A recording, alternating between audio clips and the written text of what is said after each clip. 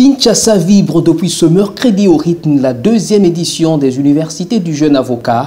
Ces assises organisées par le réseau des unions et associations des jeunes avocats des barreaux d'Afrique centrale, RUBAC, se tient à Kinshasa sous le thème « L'avocat face au marché des nouveaux droits ». Ce thème a été choisi dans l'intérêt de pouvoir ouvrir de nombreuses perspectives aux jeunes confrères sur des nouveaux défis que le droit nous impose au travers des activités de plus en plus intenses et de plus en plus complexes.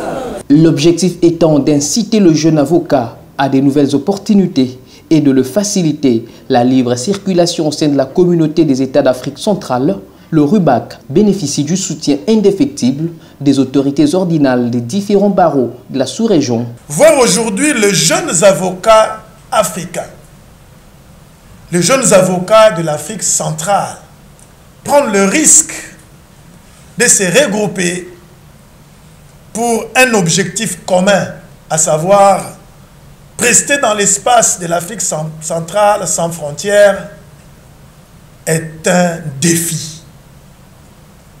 Je vous rassure, mes très chers confrères, dans ces combats, parce que la dimension politique ne manquera pas, vous aurez au moins de votre côté le soutien de vos bâtonniers. Ça ne peut que nous satisfaire parce que le RUBAC, c'est un réseau qui est une structure de l'Afrique centrale, alors que la fédération, c'est une structure continentale.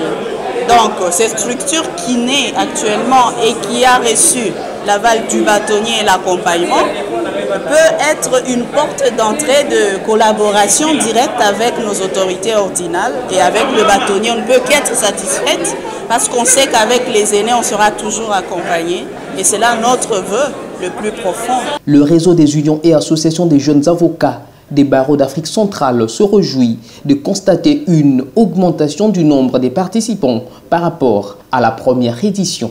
La particularité de cette deuxième édition, c'est le fait qu'il y ait vraiment un agrandissement de notre réseau.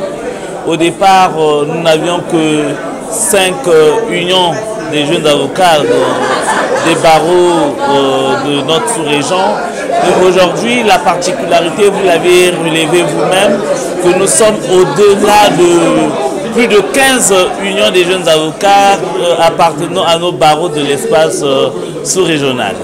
Maintenant, les perspectives, c'est comme je l'ai indiqué dans mon allocution tout à l'heure, c'est de faire que l'avocat de la sous-région de la CEAC soit bien intégré, soit bien formé et soit compétitif face au nouveau marché.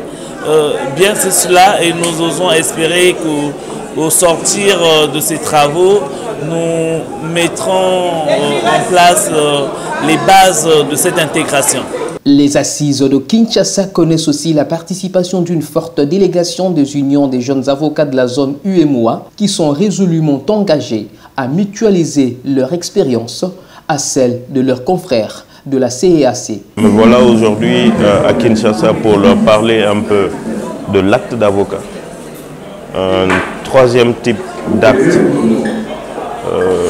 différent de l'acte authentique que nous connaissons et de l'acte sous seing privé que nous avons pu quand même légiférer dans l'espace UEMOA et je voudrais partager cette expérience de l'espace UEMOA avec mes confrères de l'Afrique centrale.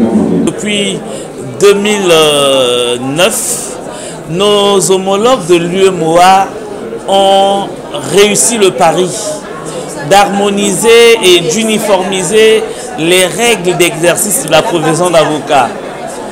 Ce n'était que normal que nous puissions les appeler pour qu'ils nous partagent leur expérience, de sorte à nous en référer et à contextualiser cela dans le cadre de notre sous-région. Et je reviens encore pour dire que je leur exprime tous mes remerciements. Notez que le réseau des unions et associations des jeunes avocats des barreaux d'Afrique centrale est constitué des unions et associations des jeunes avocats du Cameroun, de la Guinée-Bissau, du Gabon, du Tchad, du Congo-Brazzaville, de la République centrafricaine et de la République démocratique du Congo, pays hôtes.